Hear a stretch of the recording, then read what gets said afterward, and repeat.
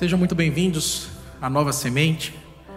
Bem-vindo você que chegou aqui para adorar ao Senhor presencialmente. Bem-vindo você que nos acompanha pela internet, você que está aí impossibilitado de estar aqui, mas de igual forma também está adorando ao Senhor, conectado aí no seu aparelho, no seu celular, na sua televisão, no seu computador. Seja bem-vindo, esta é a Nova Semente. Este lugar aqui é um lugar que promove um encontro real com Deus, seguido de uma transformação necessária para cada um de nós. Amém, igreja? Nós estamos na presença do Senhor. Eu quero pedir a você que nesse instante concentre a sua atenção nesse fato. Deus está aqui. Você devia dizer amém agora. Deus está nesse lugar, amém, igreja? Nós vamos adorá-lo na beleza da sua santidade. Ele é, nós não somos. Ele tem a vida em si. Nós perecemos, dependemos dele. Mas sobretudo ele nos resgatou para ele mesmo. Derramou sobre nós o seu sangue, a sua justiça. E essa é a razão única pela qual nós adoramos ao Senhor. Eu costumo dizer isso e vou dizer mais uma vez. Se você veio assistir um culto aqui na Nova Semente, você está no lugar errado. Aqui nós oferecemos um culto ao Senhor. Portanto, o convite é para que você ofereça ao Senhor nessa manhã um culto em adoração. E quer saber de uma coisa? Para Deus não existe nada mais interessante do que nós oferecermos no altar a nossa própria vida, a nossa existência. Deus não está te pedindo um pedaço do seu dia. Deus não está te pedindo um dia da sua semana. Deus não está te pedindo 10% do seu dinheiro. Deus está te pedindo a vida toda. E é isso que nós precisamos entregar no altar do Senhor todos os dias. A nossa vida, aquilo que somos, a nossa mente, para que Ele nos dirija segundo o seu Espírito. E é assim, no Espírito, que Deus é adorado. Deus se agrada de seu próprio Espírito. Deus se agrada da sua obra em nós. Não é nós, você entende isso? Não somos nós. É o Espírito de Deus agindo em nós que promove para Ele mesmo um culto tremendo de uma vida entregue no altar. Eu e você. Portanto, nessa manhã, vamos adorar ao Senhor. Eu convido você a se colocar em pé. Esquece o teu celular. Não filma nada.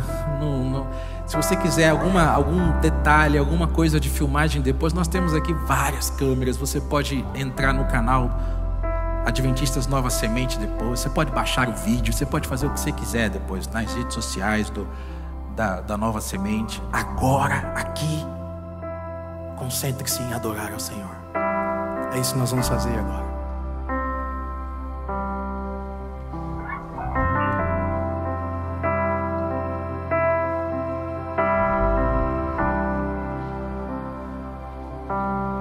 Em oração eu trilho o caminho que Jesus abriu, até o trono onde sua graça flui como rio. Santo,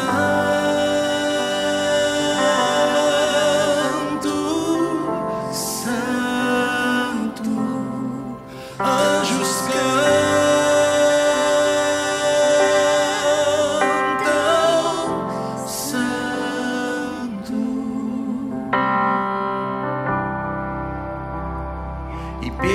fé, caminho até avistar o autor da minha fé.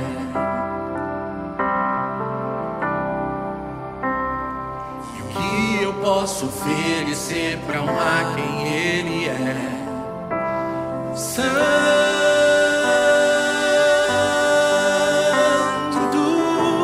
Santo,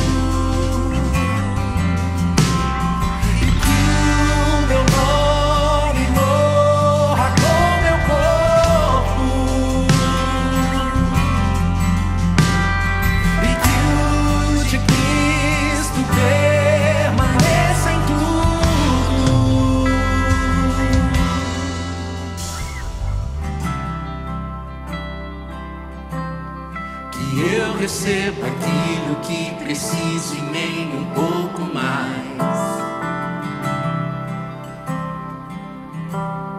Me dê os bens que de imediato eu possa abandonar.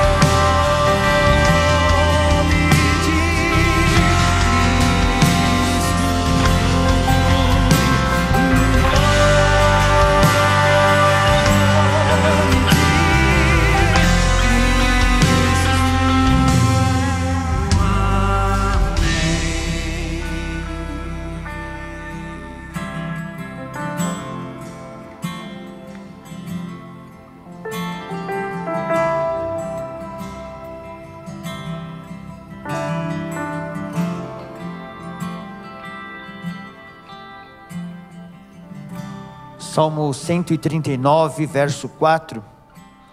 Antes mesmo que eu fale, tu já sabes o que vou dizer. Deus é onisciente, é um dos seus atributos. Não existe o que ele não saiba. Como diz o salmista aqui, antes mesmo de eu falar, Deus já sabe o que eu vou pedir. E aí pode surgir um questionamento. Se Deus já sabe tudo, por que eu tenho que contar algo para Ele? Por que eu tenho que dizer para Deus minhas alegrias, minhas angústias, dizer o que preciso? Ele já sabe. Por que eu tenho que orar? Resumidamente podemos dizer o seguinte: primeiramente você tem que orar a Deus não para informá-lo de alguma coisa. A oração não tem o objetivo de tornar Deus ciente de algo. Ele já sabe tudo. E segundo, que a oração também não tem o objetivo de mudar o coração de Deus. O próprio Jesus falou: vocês que são maus, sabem dar boas coisas para os seus filhos, quem dirá Deus? O que for bom para você, Deus vai conceder. O que não for, não vai. Precisamos compreender que para Deus, para nós é importante orarmos, primeiramente, porque quando nos colocamos em atitude de oração, nós estamos manifestando fé. E fé é uma atitude de submissão. Eu estou me colocando numa situação em que eu estou disposto a compreender a vontade de Deus para a minha vida. Ou seja, a oração tem o objetivo de mudar o meu coração, não o coração de Deus. Que Deus nos abençoe nisto. Vamos agora nos ajoelhar para a oração.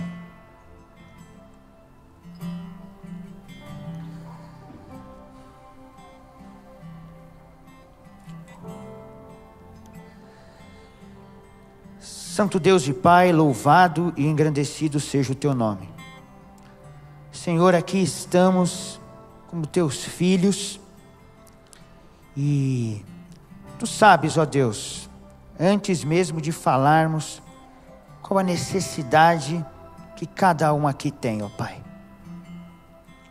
Bondoso Deus, queremos agora pedir que o Senhor venha trabalhar em cada mente, em cada coração aqui, para que antes de tudo consigamos compreender qual a Tua vontade para as nossas vidas. E numa atitude de fé, nos submetermos ao Teu querer, ó Pai. Pedimos que nos perdoe os pecados. E bondoso Pai, que o Senhor venha atender a cada necessidade aqui. Seja ela, ó Pai, de natureza espiritual, seja de natureza física, seja de natureza financeira, familiar. Bondoso Deus, o Senhor conhece melhor do que ninguém o que estamos precisando. Venha antes de tudo trazer a solução para esses problemas, e que seja tudo segundo a Tua vontade e para a nossa felicidade, ó Pai. Bondoso Deus, aceite também os nossos agradecimentos por tudo o que o Senhor tem feito por nós. Abençoa esses Teus filhos, abençoa esta Tua igreja. E bondoso Deus, que estejamos todos prontos para a breve volta do Senhor Jesus Cristo. É em nome deste Jesus que pedimos estas bênçãos. Amém. Torne meu sofrimento em testemunho,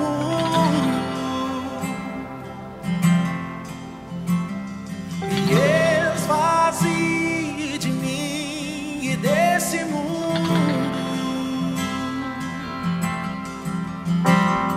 e que o meu nome morra com meu corpo,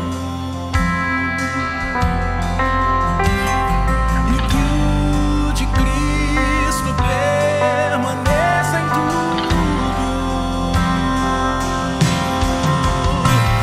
No nome de Cristo, no nome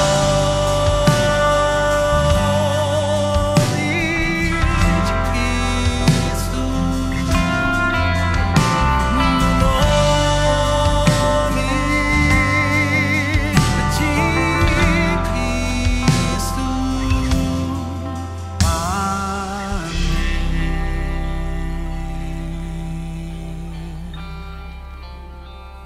O Senhor é o meu pastor e nada me faltará.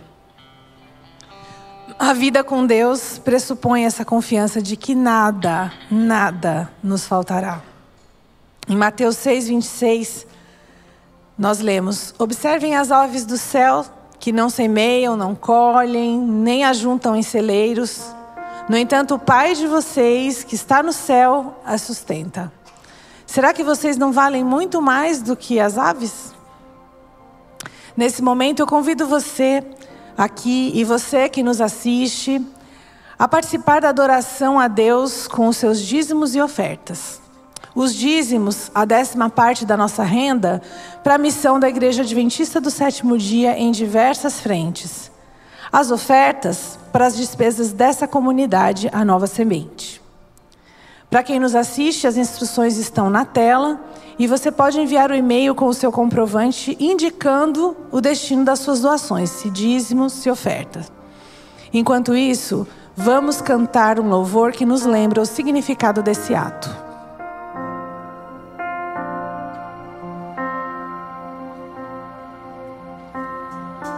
Preciso me entregar, Senhor. Preciso a Ti me entregar. Preciso ouvir Tua voz a me falar.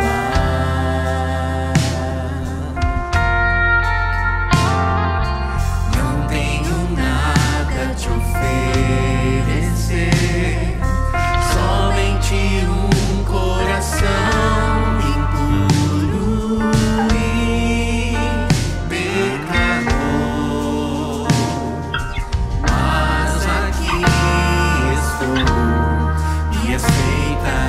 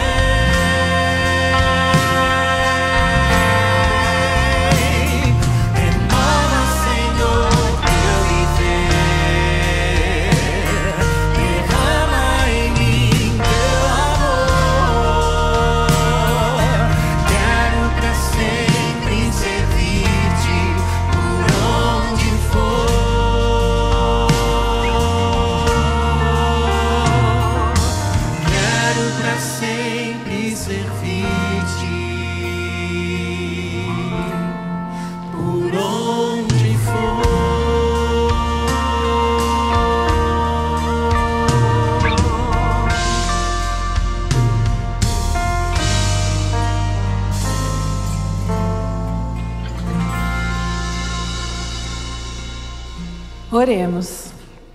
Senhor, queremos te servir por onde for. Toma as nossas doações, os nossos dízimos e as nossas ofertas, nossos dons, nossos bens, para a honra e glória do teu nome, para que outras pessoas te conheçam e também possam te adorar, te agradecer, e que todos possamos estar juntos contigo na eternidade. Pedimos, muito agradecidos por essa oportunidade, em nome de Jesus, amém.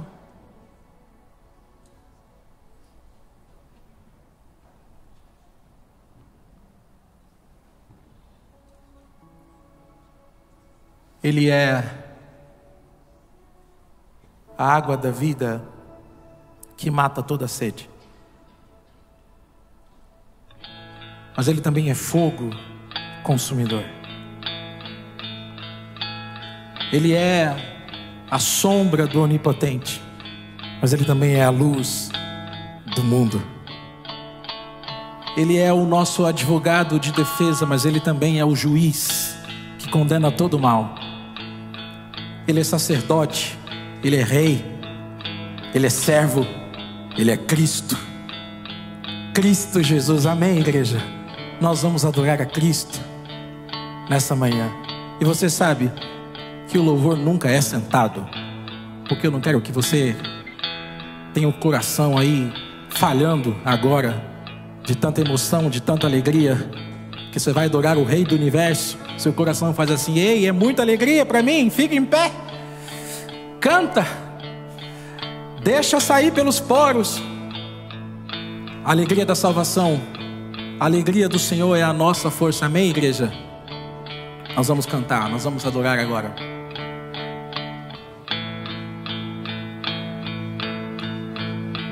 Diga comigo. No deserto de quem eu tinha sede, veio Cristo e tudo se fez diferente.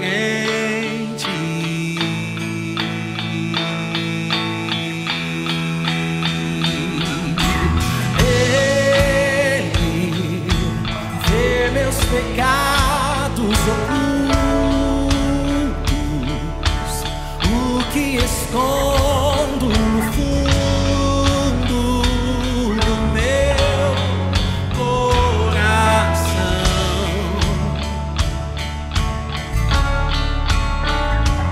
derrama em minha vida sujeira e sacia essa sede, o que Cristo oferece, Ele é o escuro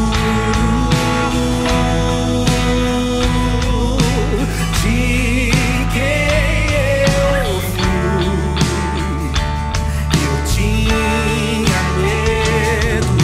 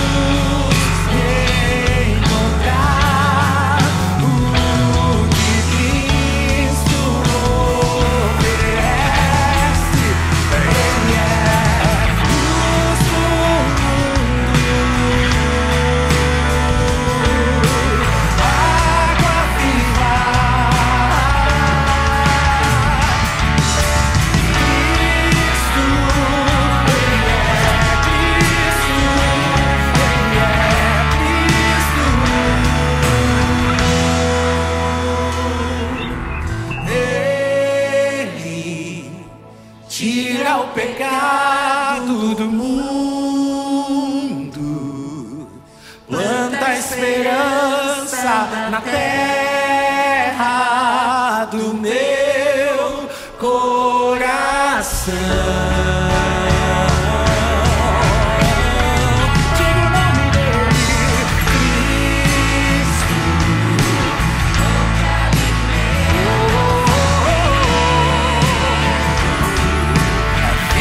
Esmagado, servido na cruz para todo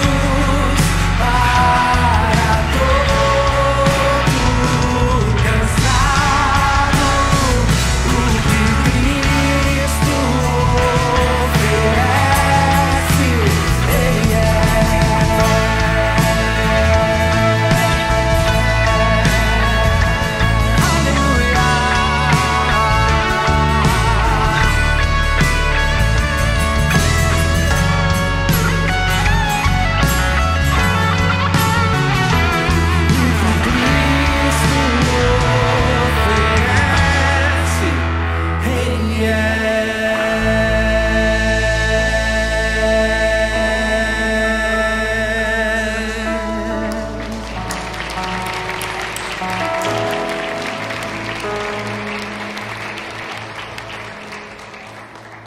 O Evangelho é sobre esse Cristo.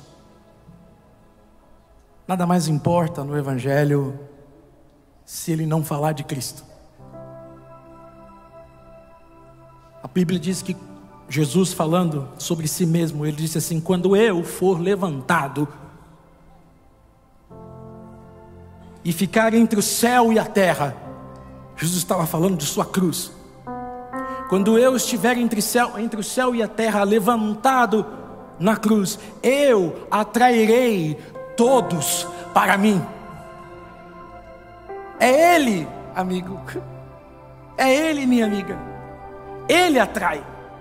Ele salva. Ele cura. Ele busca. Você acha que você veio aqui por causa de quê? É Ele. Ele trouxe você aqui.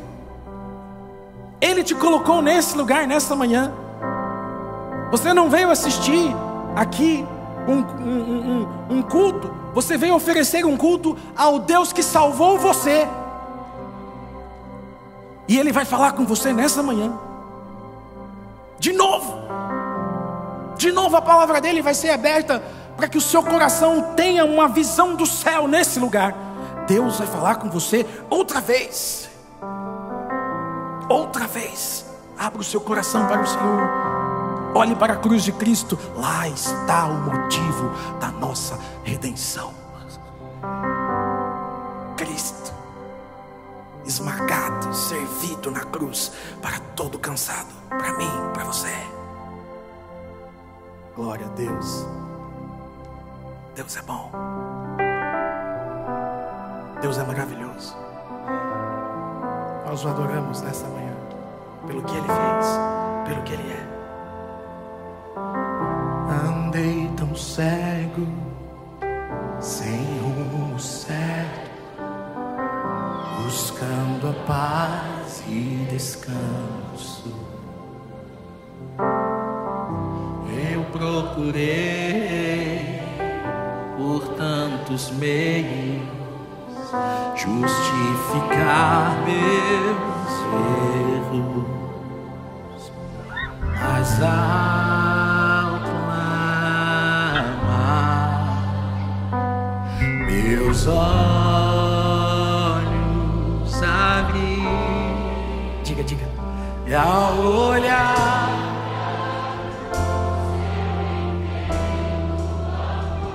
derramado ali por mim, sacrifício de sangue por um pecador. Não sou merecedor, tua graça me alcançou.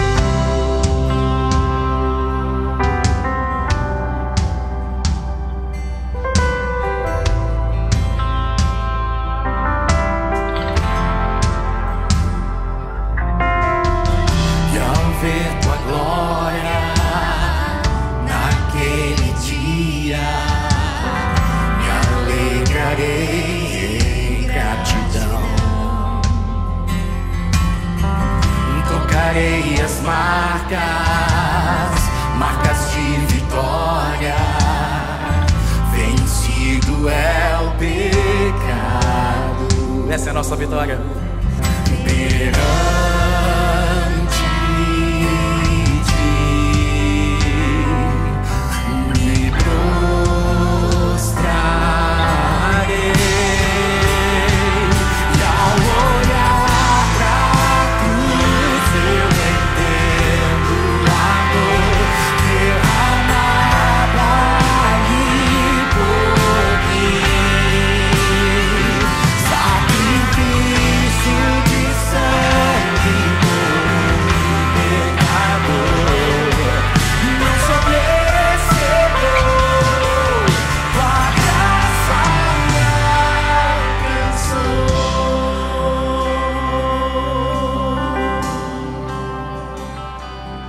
Diga assim comigo. Reconheço, não sou digno, pela graça eu fui salvo. Pega as tuas mãos, ergue as tuas mãos. Reconheço, olha pra ele e canta. Não sou digno, pela graça eu reconheço. Não sou digno, pela graça eu fui salvo. Reconheço, não sou digno, pela graça eu fui salvo.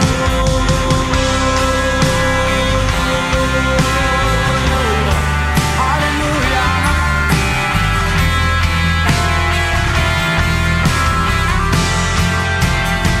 E ao olhar pra cruz eu entendo o amor derramado ali por mim. Sacrifício de sangue por pecador. Não sou merecedor,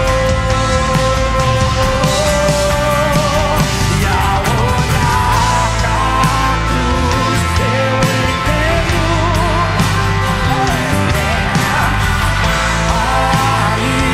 por mim.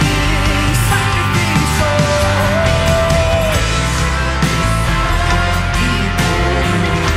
pecador. Não sou merecedor,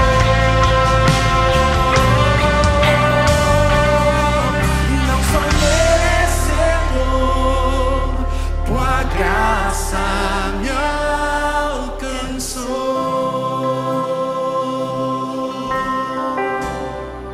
Aleluia. Tua graça nos alcançou, Senhor. Oh, reconheço, não sou digno, pela graça eu fui salvo. Reconheço, não sou digno, pela graça eu fui salvo.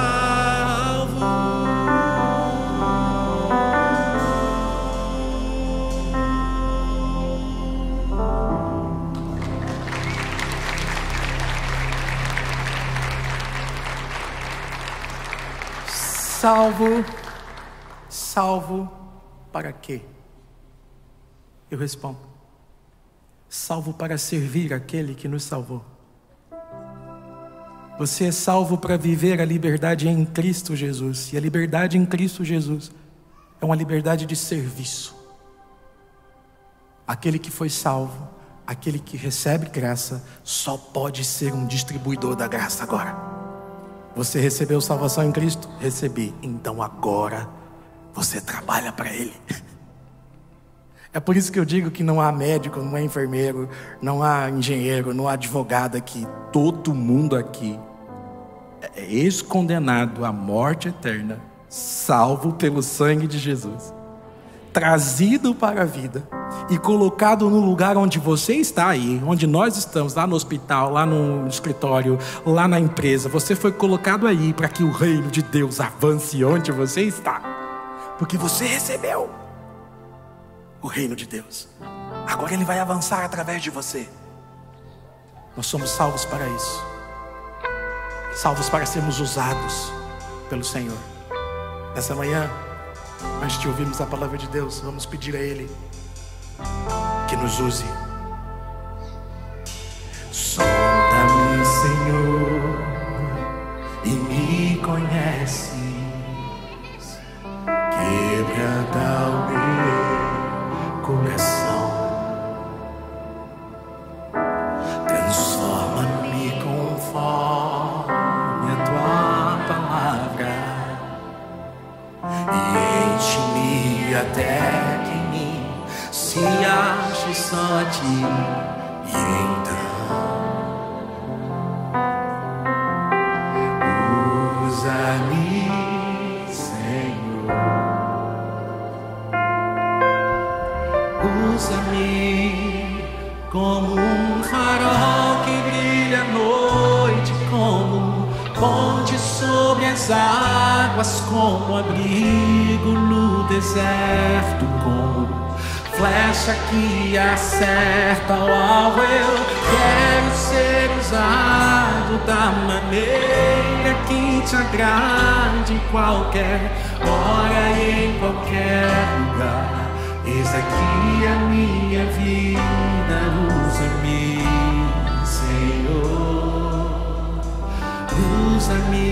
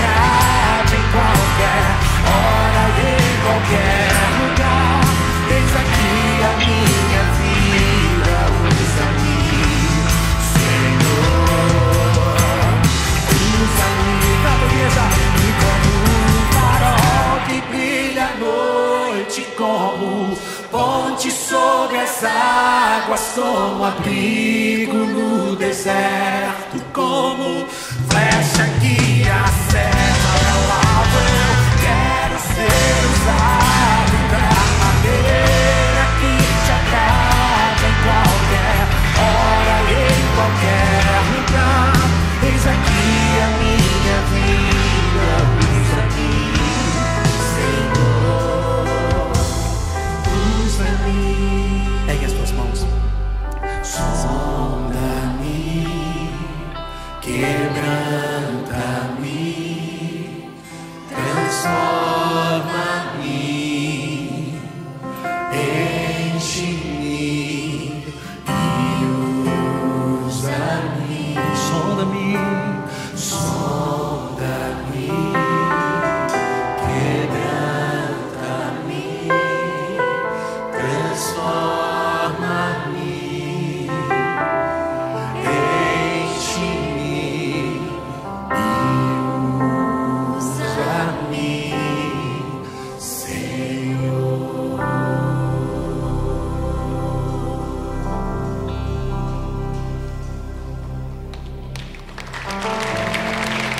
Aleluia, aleluia. Como um farol que brilha à noite, onde sobre as águas como flecha que acerta o alvo. Eu quero ser usado da maneira que te agrada, em qualquer hora.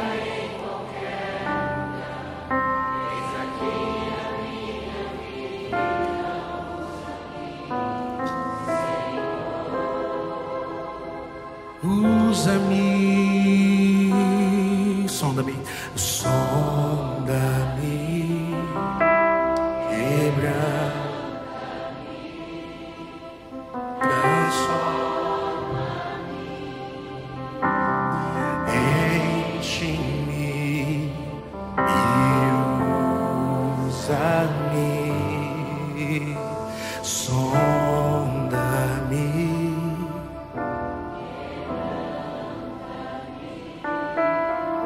Transforma-me,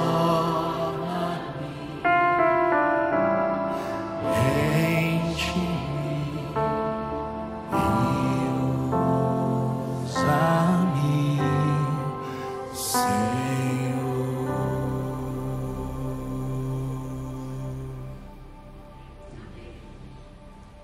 Oremos. Eterno Deus, soberano Pai, como é bom saber que, a despeito da nossa pecaminosidade, a despeito da nossa pequenez, nós servimos a um Deus que nos conhece, que nos sonda, um Deus que nos ama e está disposto a nos transformar. Pai, muito obrigado por tanto amor, por tanta graça, por tanta misericórdia. Bom Deus e Pai, continuamos na Tua presença. E ao abrirmos a Tua palavra, suplicamos ao Senhor que, pelo poder do Teu Espírito, simultaneamente a nossa mente e o nosso coração seja aberto, para que ao lermos o texto sagrado, nós possamos receber de Ti o poder do alto, sermos transformados à Tua semelhança. Fica conosco e nos abençoa, pedimos em nome de Jesus. Amém.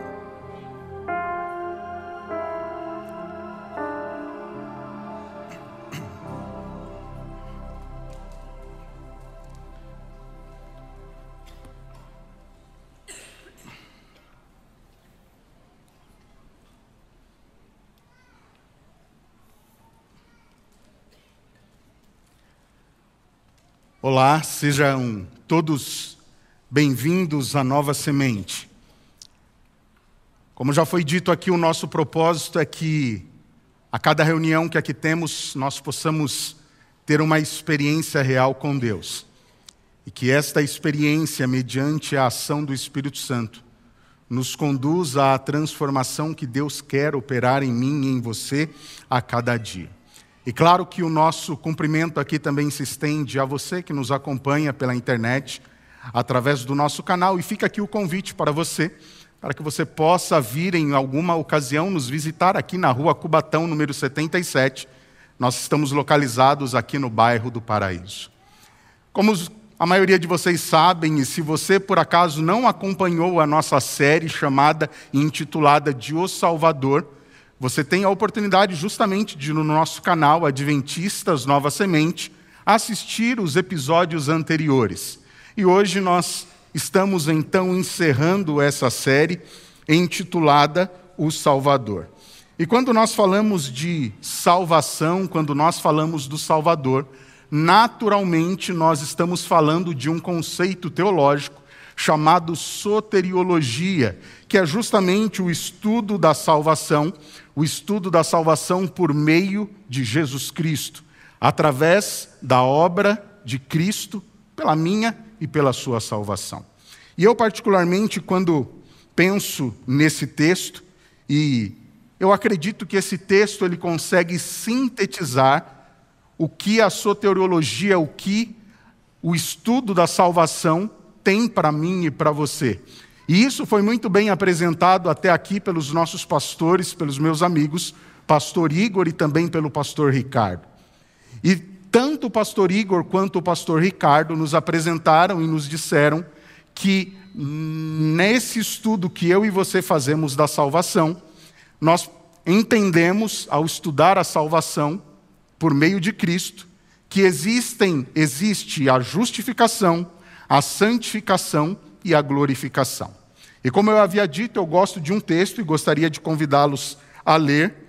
E esse texto, para mim, quando nós aplicamos ao estudo da salvação, eu acredito que ele consiga resumir muito bem essa questão. Carta de Paulo a Tito, capítulo de número 2, nós leremos os versos de 11 até o versículo de número 14, versos 11 a 14. E nós usaremos esse texto aqui, então, como nossa introdução. Carta de Paulo a Tito, capítulo 2, a partir do verso 11. Tito provavelmente foi um converso, se tornou ali um cristão através de uma pregação de Paulo, e ele era um homem muito valoroso, e ele então foi ali ensinado, preparado por Paulo, para que pudesse também ser ali um pastor. E então no capítulo 2, versículo 11, a palavra de Deus nos diz o seguinte: porquanto a graça de Deus se manifestou salvadora a todos os homens, educando-nos para que, renegadas a impiedade e as paixões mundanas, vivamos no presente século, sensata, justa e piedosamente. Muito obrigado. Versículo 13. Aguardando a bendita esperança e a manifestação da glória do nosso grande Deus e Salvador, Cristo Jesus, o qual a si mesmo se deu por nós, a fim de remir-nos de toda a iniquidade e purificar para si mesmo um povo exclusivamente seu, zeloso e de boas obras. Por que esse texto, para mim, ele é tão especial e tão importante? Porque ele apresenta justamente aquilo que Deus faz para mim e para você, pela minha e pela sua salvação. E embora sejam apenas 4 versículos que nós lemos aqui, é como se ele trouxesse toda a síntese, todo o resumo dessa obra maravilhosa de salvação por mim e por você. Note você que o versículo 11 começa dizendo que a graça de Deus se manifestou salvadora para quem? Para um grupo restrito de pessoas? Não. O texto diz que essa graça se manifestou salvadora para quem? Para todos os homens, para toda a humanidade. Portanto, a graça, eu e você sabemos, de acordo com Efésios capítulo 2, verso 8, Paulo diz, escrevendo àquela igreja, que nós somos salvos pela fé, nós somos salvos pela graça mediante a fé. E queridos, o que seria a graça de Deus à minha e à sua disposição do que o perdão de pecados? E aqui no versículo de número 11, quando diz que essa graça de Deus, esse favor imerecido é colocado à disposição de toda a humanidade, sem que mereçamos. Porque o próprio Paulo diz, o salário do pecado é a morte. Você pecou, você deve o quê? Morrer.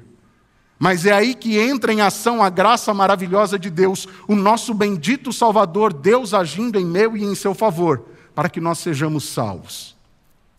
E é por isso que Paulo diz, a graça de Deus ela é estendida a todos os homens. Ela é colocada à disposição de todos os homens. Mas você se lembra do que nós aprendemos na semana passada, quando o pastor Ricardo disse e falou-nos sobre a santificação?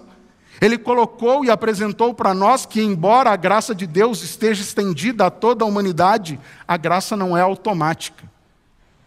Eu e você precisamos tomar a decisão de aceitar essa graça. E é justamente isso que Paulo diz quando escreve a Tito. A graça está à disposição de toda a humanidade.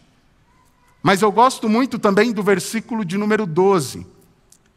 E muitas vezes eu penso que esse versículo, quando se fala de graça, muitas vezes é como se esse versículo fosse esquecido. Porque esse versículo traz uma outra faceta da graça que pouco se fala.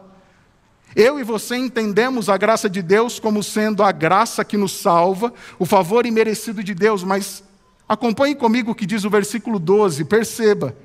O versículo 12 continua falando da graça salvadora que foi estendida a todos os homens. Olhe só o que diz o versículo de número 12. Educando-nos para que, renegadas a impiedade e as paixões mundanas, vivamos no presente século de maneira sensata, justa e piedosa. Você percebe? A graça de Deus não é apenas o que é salvadora, mas a graça de Deus é pedagógica e educadora. A graça de Deus, como foi dito pelo pastor Igor nos sermões de início da série, essa graça tem por objetivo me transformar e te transformar. A graça, queridos, não é uma autorização de Deus para mim e para você, para que nós continuemos pecando. E Paulo é categórico quando ele diz isso em Romanos capítulo 6, o verso 1. Ele diz, ora, porque existe a graça, então nós podemos continuar pecando. E ele diz claramente, é óbvio que não. É por isso que aqui, quando escreve a Tito, ele diz, a graça salvadora que é estendida a toda a humanidade, ela também tem por objetivo nos educar, nos transformar. E aí ele começa a descrever, ela nos educa em quê? Para renegarmos as impiedades e as paixões mundanas, para que vivamos no presente século. Sempre que essa expressão presente século é apresentada na Bíblia, a Bíblia, a palavra de Deus, Deus se refere a mim e a você para que nós vivamos neste mundo. E ele está dizendo, Anderson, a graça precisa te transformar, precisa te educar, para que você viva no mundo de um modo diferente, abandonando as suas tendências carnais, abandonando a sua natureza pecaminosa. E percebamos nós, não por nós mesmos, pelas nossas próprias forças, mas mediante a ação do Espírito Santo na minha e na sua vida. Portanto, queridos, entendamos, a graça não é somente o favor imerecido de Deus, colocado a mim à sua disposição, mas ela também é o poder energizante de Deus, que Ele coloca a mim à sua disposição, para que então possamos, através do poder dEle, viver a cada dia de um modo mais semelhante àquilo que Ele tem por objetivo para mim e para você. E quando eu e você então pensamos nisso, quando eu e você aceitamos essa graça que é colocada a mim e à sua disposição, quando eu e você permitimos que o Espírito Santo nos transforme, que Ele nos eduque, para que então nós comecemos a abandonar aquilo que nos torna diferentes de Cristo, mas começamos a nos tornar cada vez mais semelhantes a Ele. Inevitavelmente, olha o que acontece no versículo 13. Acontece isso na minha e na sua vida.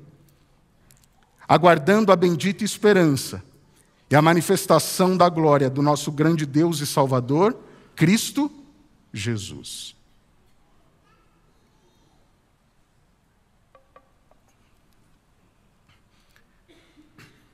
Se o versículo de número 11 apresenta a graça salvadora para mim e para você, que é o perdão de Deus oferecido para mim e para você, que é a justificação, e Paulo diz em Romanos 5:1, justificados, pois, mediante a fé temos paz com Deus.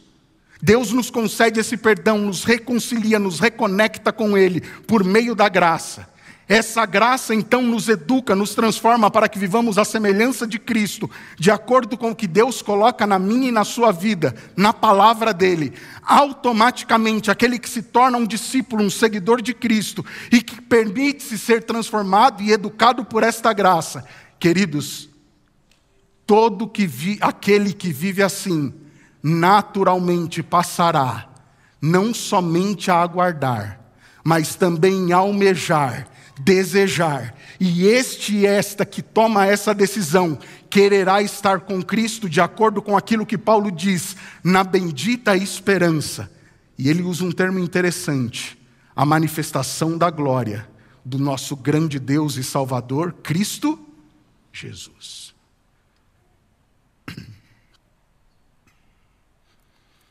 Aquele que é salvo pela graça, aquele que é educado e transformado pela graça, ele vai desejar e anelar que Cristo volte, para que então ele esteja com ele o quê? Para sempre. Por quê? Porque o versículo 11 nos mostra que ele foi justificado. O versículo 12, quando ele é transformado pela graça, ele está sendo santificado.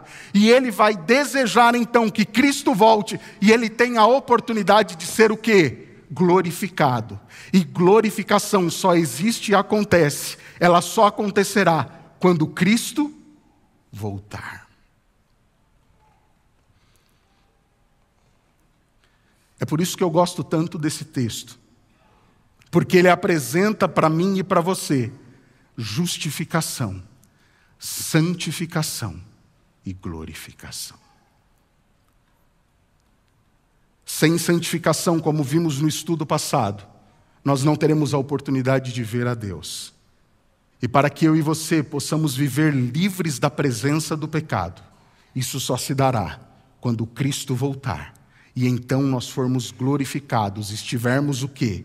Na presença dEle. Eu gostaria que você me acompanhasse. Nós vamos agora para o Evangelho de São Lucas. São Lucas, capítulo 9. Evangelho de São Lucas, capítulo 9.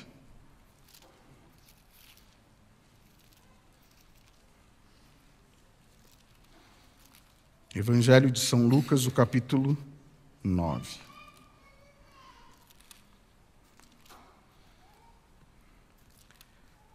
Nós leremos os versículos 18 até o versículo de número 20.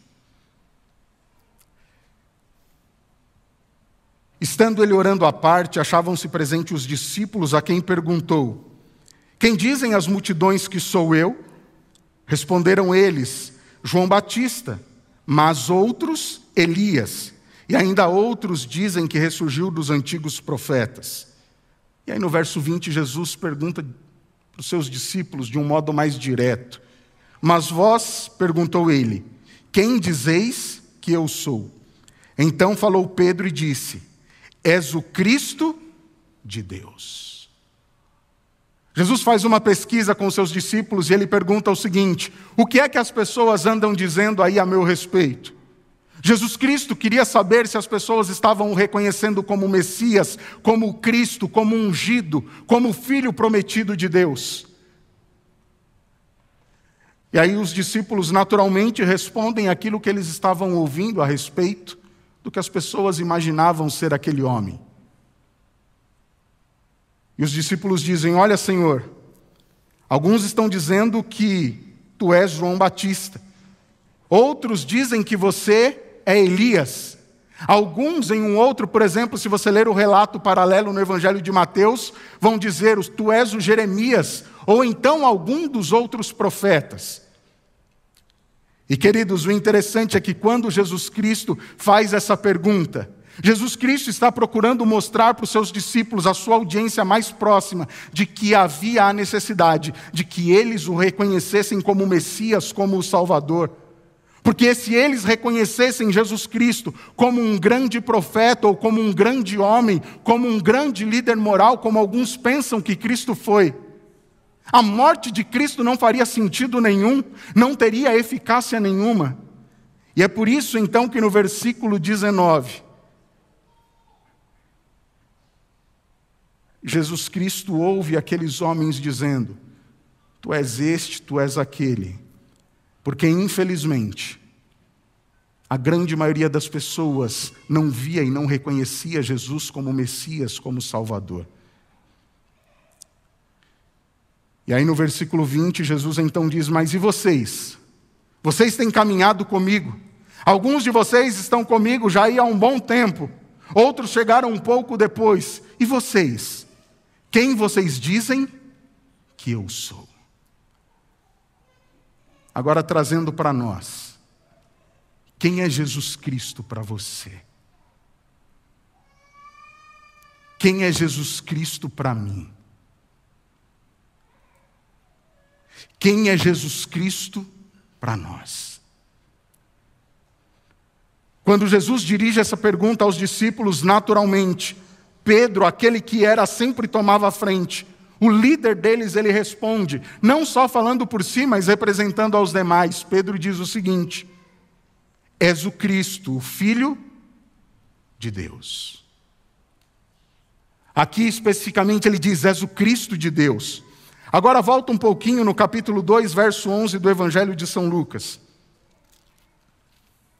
E aqui quando o evangelista fala e faz menção ao nascimento de Cristo, no capítulo 2, verso 11, ele diz o seguinte: é que vos nasceu na cidade de Davi o Salvador, que é Cristo, o Senhor. Pedro automaticamente identifica e diz: Cristo é o nosso Salvador, mas ele complementa, ele traz uma informação adicional. Ele não somente diz que Cristo é o Salvador, mas ele termina o versículo dizendo, e falando do nascimento de Cristo, que Cristo também é o que, igreja? O Senhor.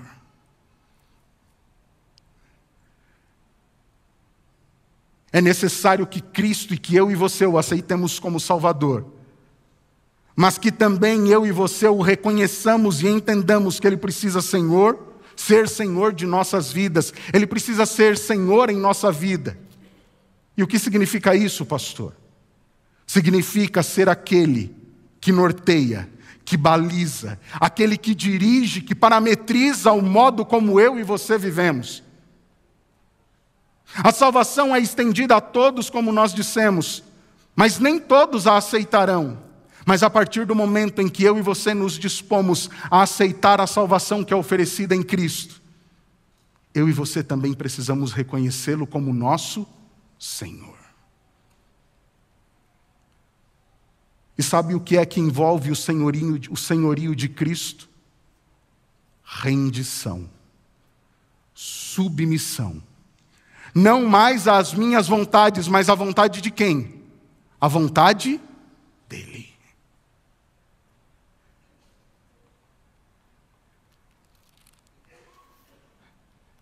Voltemos um pouquinho, Antigo Testamento.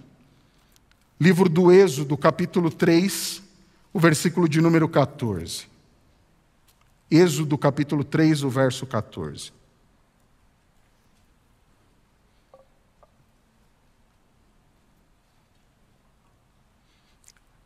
Livro do Êxodo, capítulo 3, o versículo de número 14. Este é um relato conhecido, um momento em que Deus faz então o convite, ele pede então, dá uma ordem para que Moisés seja o seu representante e seja aquele que vai libertar o povo do Egito. E quando Deus está tendo aquele diálogo com Moisés, o homem que ele escolhera para ser o seu líder, em determinado momento Moisés diz o seguinte: olha, mas quando eu chegar lá, com que autoridade, como é que eu vou dizer, por que é que eu estou lá? E olha o que diz o texto. Disse Deus a Moisés: eu sou o que sou. Disse mais: assim dirás ao filho de Israel: eu sou, me enviou a vós outros. No original, aqui no hebraico, eu sou, aqui você tem tanto Yahvé, provindo do tetragrama, como Yahvé, o Jeová, trazendo para a nossa transliteração, para a pronúncia na nossa língua. E você tem essa palavra que significa aquele que é eterno, aquele que existe por todo sempre. Mas Yahvé também significa Senhor. E existe uma outra palavra no Antigo Testamento atribuída a Deus que tem o mesmo significado, que é Adonai, aquele também que é Senhor, aquele que é mestre. E é interessante que quando nós vamos para o Evangelho de João, nós encontramos por inúmeras vezes o nosso Salvador Jesus Cristo dizendo: eu sou. Eu sou. Eu gostaria de, rapidamente, relembrar o que significa e o que Jesus disse para mim e para você. Antes, porém, eu gostaria de ler uma citação que está no livro Patriarcas e Profetas, a página 366, onde fala justamente da ação de Cristo no Antigo Testamento, como sendo o grande eu sou. Em todas estas revelações da presença divina, a glória de Deus se manifestava por meio de Cristo. Não somente por ocasião do advento do Salvador, mas através de todos os séculos após a queda e a promessa da redenção, Deus estava em Cristo reconciliando consigo o mundo. Cristo era o fundamento e o centro do sistema sacrificial, tanto da era patriarcal como da judaica. Desde o pecado dos nossos primeiros pais, não tem havido comunicação direta entre Deus e o homem. O Pai entregou o mundo nas mãos de Cristo, para que por sua obra mediadora remisse o homem e reivindicasse a autoridade e a santidade da lei de Deus. Toda a comunhão entre o céu e a raça caída tem sido por meio de Cristo.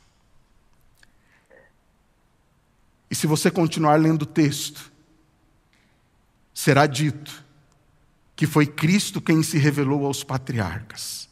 Foi Cristo quem proferiu e falou os mandamentos de Deus no Monte Sinai. E assim o texto continua desenrolando todas as revelações de Deus que se deram por meio do grande eu sou, que é Jesus Cristo. Evangelho de São João, capítulo 6, verso 35. Por gentileza, acompanhe se você assim o quiser. Evangelho de São João, capítulo 6, o versículo de número 35.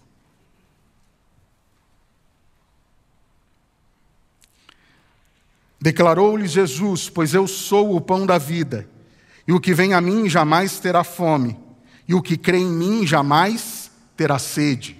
Verso 51, ele complementa dizendo: eu sou o pão vivo que desceu do céu, e se alguém dele comer, viverá eternamente. A partir desse texto de João 6,35, por algumas vezes Jesus Cristo afirma ser o eu sou. E quando Cristo faz isso no Novo Testamento, quando o Verbo encarnado de Deus diz o eu sou, naturalmente ele está dizendo: eu sou Yahvé, eu sou Jeová, eu sou Adonai, que é apresentado no Antigo Testamento. Eu sou o Filho de Deus, eu sou o Deus eterno aqui com vocês. E quando nós acompanhamos todas as vezes em que Cristo se apresenta dizendo que Ele é o eu sou, eu gosto muito das palavras deste teólogo Westcott, quando fala disso. Os exemplos com que se conecta o eu sou fornecem um estudo completo da obra do Senhor. Em cada uma das vezes em que Jesus Cristo se apresenta dizendo eu sou, é como se Jesus Cristo estivesse conectando todos os pontos da obra de Cristo em prol da minha e da sua salvação. E aqui nesse ponto Jesus Cristo se apresenta dizendo: eu sou o pão da vida. Jesus Cristo diz que Ele mesmo é o dom, mas Ele também é o que? É o doador. Ele diz: eu sou o pão da vida, aquele que de mim se alimenta. Esse tem acesso à vida eterna. E é interessante que no versículo de número 35, Jesus Cristo, depois de dizer que é o pão da vida, Ele diz que aquele que vem a mim jamais terá fome, e aquele que crê nele jamais terá o quê? Sede. Sabe o que significa vir e crer em Cristo? significa entregar-se a Ele, render-se a Ele, submeter-se a Ele, iniciar uma jornada de caminhada e discipulado com Cristo, um relacionamento de comunhão com Ele. E é por isso que Jesus Cristo então diz: eu sou. E quando Ele afirma, como nós lemos no versículo 51, dizendo que Ele é o pão que desceu do céu, Ele diz que Ele fez isso de modo voluntário e também de modo vicário, substitutivo. Ele diz: eu sou o pão que desceu do céu, e o pão que eu darei é uma iniciativa dele, por mim e por você, por seres humanos que pecam, que fracassam, que muitas vezes pisam na bola para com Deus, mas ele diz: é por você que eu me darei. Não só por você, mas por todo mundo. Ele diz claramente: eu dou a minha vida pelo mundo. E ele diz: a minha vida é a minha carne, eu vou me sacrificar, eu vou morrer morte de cruz por você. Comer o pão e beber o sangue, vir e crer é receber a Cristo, é ter intimidade com Ele. E querido, se eu e você tivermos uma vida de comunhão e intimidade com Cristo, nós teremos luz, paz e esperança em nosso viver. Avance um pouquinho, capítulo 8, versículo de número 12. 8:12. João capítulo 8, verso 12. De novo Jesus lhes falava dizendo: eu sou a luz do mundo. Quem me segue não andará em trevas, pelo contrário, terá a luz. Quando Cristo aqui afirma: eu sou a luz do mundo, Ele faz uma conexão com algo que era conhecido dos judeus, que era justamente a festa dos candelabros. E quando essa festa acontecia ali, que tinha um momento em que as luzes eram acesas nos tabernáculos, essas luzes relembravam o povo do que acontecera em Êxodo capítulo 13, quando a coluna de luz conduzia o povo enquanto caminhava no deserto. Cristo, o nosso Salvador, está dizendo para mim e para você: eu sou a luz do mundo. Para você que vive em um mundo envolto em trevas espirituais, éticas e morais. E se você, Anderson, me aceitar, se você permitir que eu ilumine a sua vida, não que você estará livre de tudo isso, mas eu vou iluminar o seu caminho, para que a sua jornada se torne mais simples, se torne mais fácil. Porque, queridos, quando eu e você vivemos sem Jesus, nós estamos vivendo como que pessoas confusas e sem rumo, caminhando rumo às trevas que são eternas. Agora, se eu e você aceitamos Jesus Cristo como sendo a luz na nossa vida, Ele é a luz da verdade, é por isso que a própria palavra diz: lâmpada para os meus pés é a tua palavra, e luz para o meu caminho. O próprio Cristo disse que Ele é a luz, mas Ele também é a palavra. Avance um pouquinho, capítulo 10, verso 7.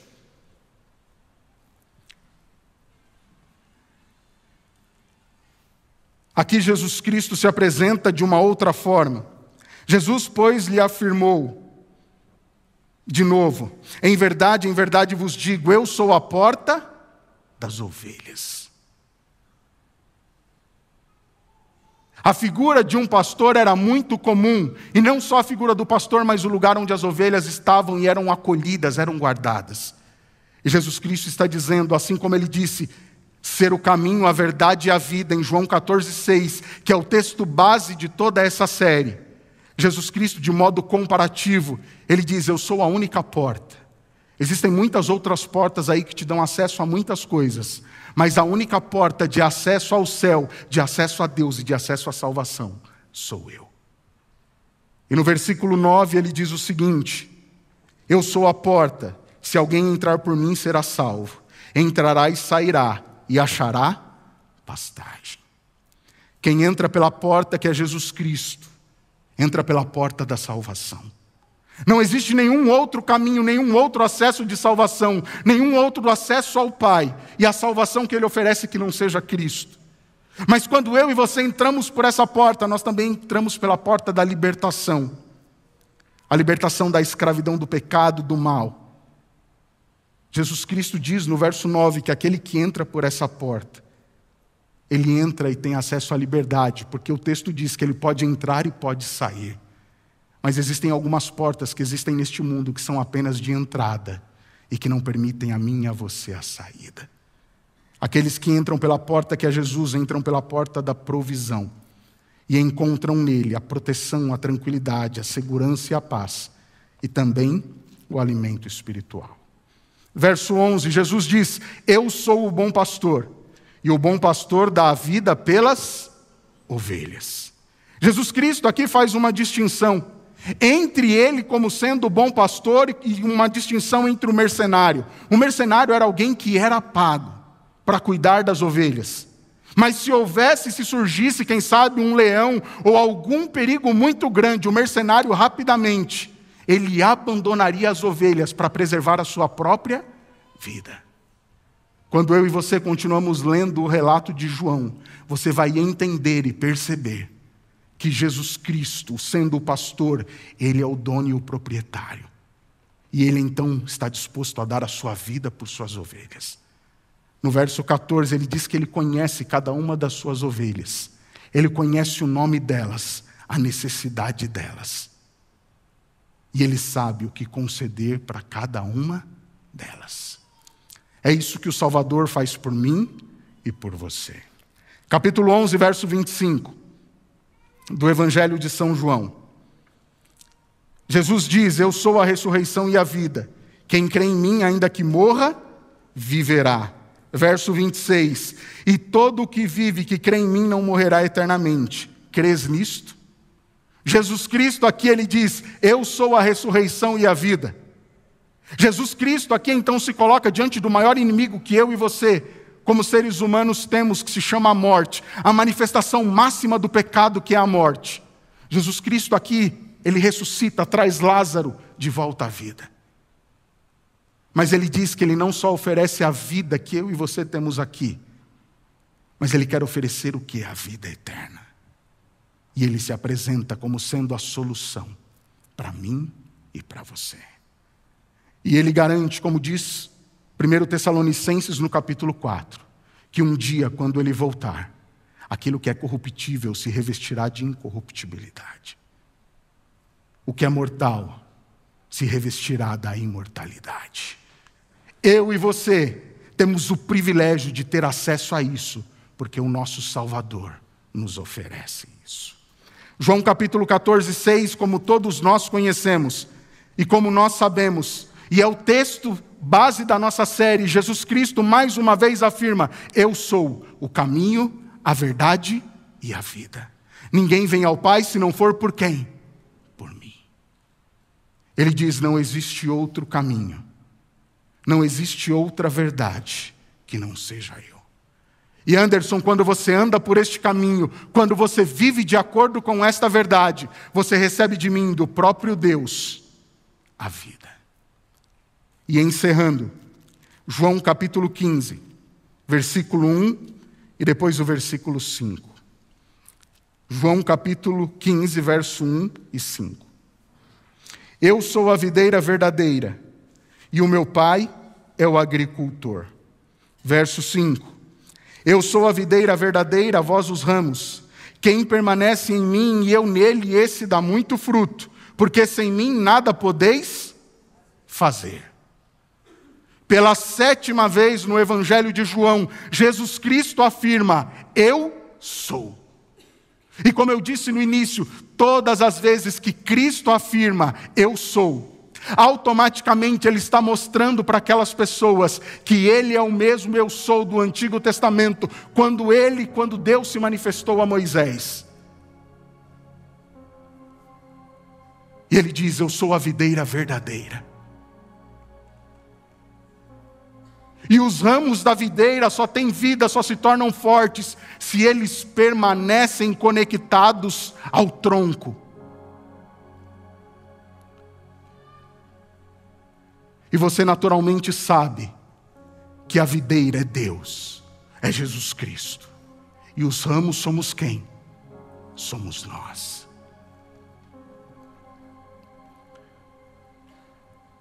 E Jesus Cristo está dizendo: Anderson, se você não permanecer conectado em mim, se você não permanecer ligado em mim, você não pode fazer nada. E queridos, essa questão de permanecer ligado e conectado a Cristo é tão importante e fundamental, que nestes 11 versículos do capítulo 15, do verso 1 ao 11, o verbo permanecer aparece por 10 vezes. E Jesus está dizendo: Anderson, permaneça em mim. E queridos, por que permanecer com Jesus Cristo, permanecer em Cristo hoje é tão importante? Porque se eu e você não permanecermos com Ele hoje aqui, quando Ele voltar, nós não poderemos estar com Ele por toda a eternidade. É por isso que Jesus Cristo diz: Anderson, permaneça em mim. Aceite-me como o seu Salvador, mas não apenas isso. É preciso que você me aceite como seu Senhor. E pastor, mas por que é tão importante aceitar Jesus Cristo como Senhor? Lucas capítulo 6, 46 diz o seguinte: por que me chamais Senhor, Senhor, e não fazeis o que eu mando? Aceitar Cristo como Salvador é essencial e fundamental para a nossa vida. Mas nós precisamos fazê-lo o Senhor de nossa vida.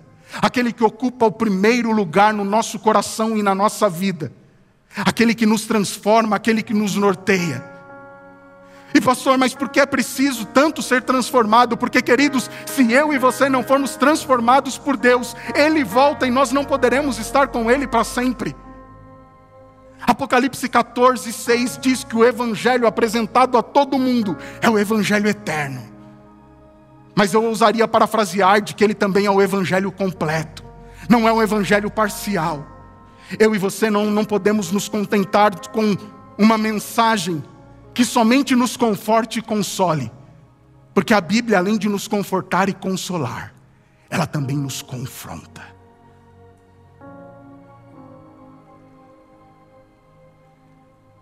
E Jesus Cristo me confronta e te confronta com a realidade de que em breve Ele volta.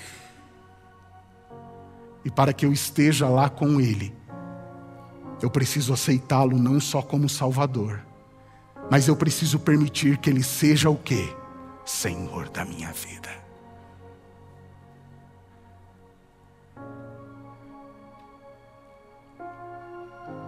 Quando Ele voltar, os salvos desfrutarão da glorificação, serão glorificados por Deus, estarão na presença dEle por toda a eternidade. Ele disse: Anderson, não se perturbe o seu coração, creia em Deus, creia também em mim. Na casa de meu pai há muitas moradas, filho. Se assim não fosse, Anderson teria dito para você. Mas sabe de uma coisa? Eu estou indo te preparar um lugar. E quando eu for, e te preparar um lugar, Anderson, eu volto para te receber. Mas não somente a você, mas também a todos que tiverem me aceito como Salvador e Senhor de suas vidas. Que ao ouvir esta música, aí onde você está,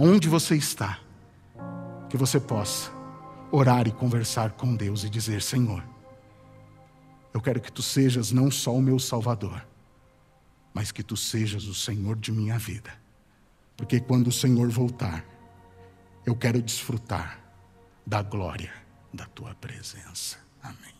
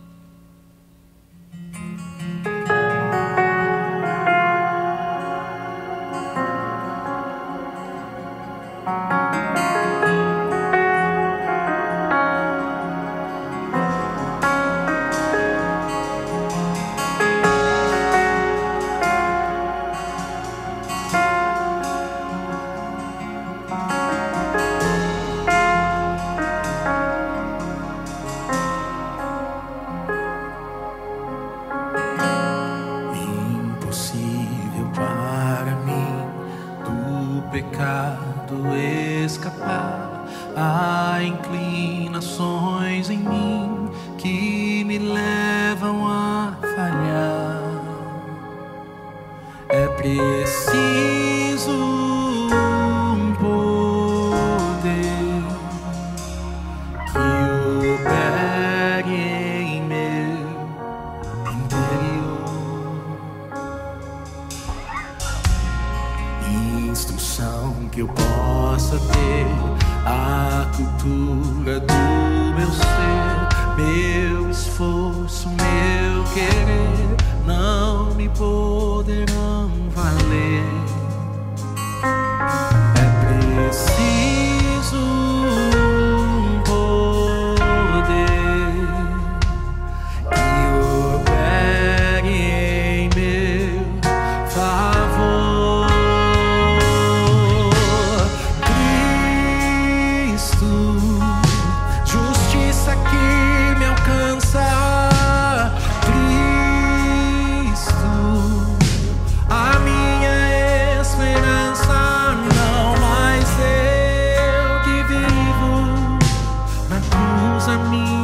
Vida teve um fim. É tudo sobre Ele. É Cristo em mim.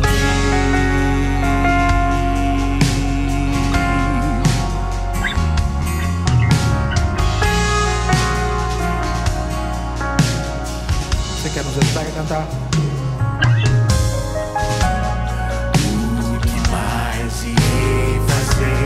Frente a tão grandioso amor, só me resta respirar e servir meu Salvador.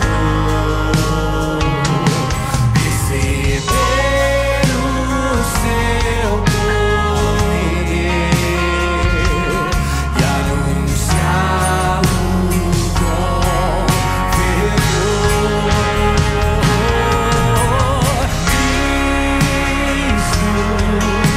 Justiça que me alcança.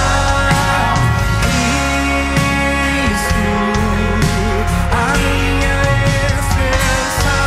Não mais eu que vivo, na cruz a minha vida teve um fim.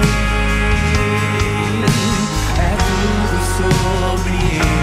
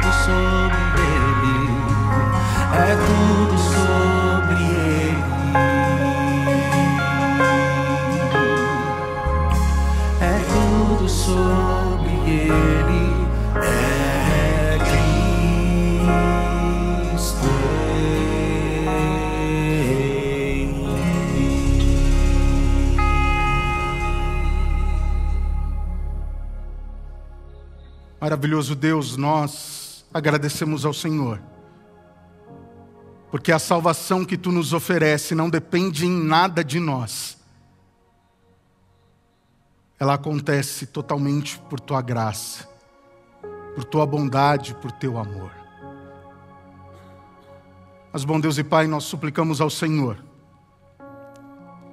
que ao nos depararmos com tamanha graça, com tão grande amor, que se cumpra na vida de cada um de nós aquilo que O próprio evangelista João diz em uma de suas cartas: nós o amamos porque ele nos amou primeiro.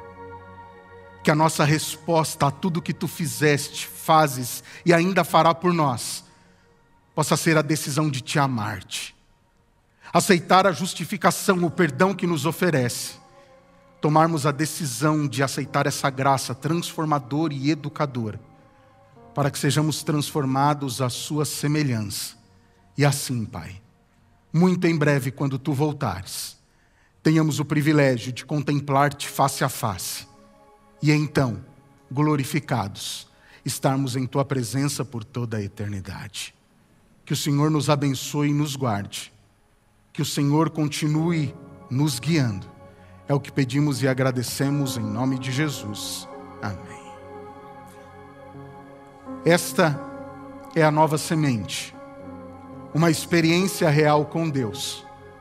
E como nós sempre dizemos, que procura nos conduzir a uma transformação diante da ação do Espírito Santo, na minha e na sua vida. Fique agora então com a banda da Nova Semente.